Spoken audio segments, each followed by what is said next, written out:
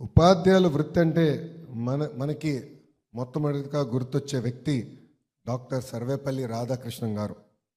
రాధాకృష్ణన్ గారు మైసూర్ యూనివర్సిటీ నుంచి కలకత్తా యూనివర్సిటీకి వెళ్ళేటప్పుడు పిల్లలందరూ పెద్ద ఎత్తున రోడ్డు పైకి వచ్చి ఆయనకి పూలతో స్వాగతం పలికారు. ఉపాధ్యాయులు మాత్రమే ఇంత గొప్ప గౌరవం దక్కుతుంది. గతంలో ఉపాధ్యాయుల్ని మద్యం షాపుల ముందర నిలబెడతాం, మనందరం చూసాం.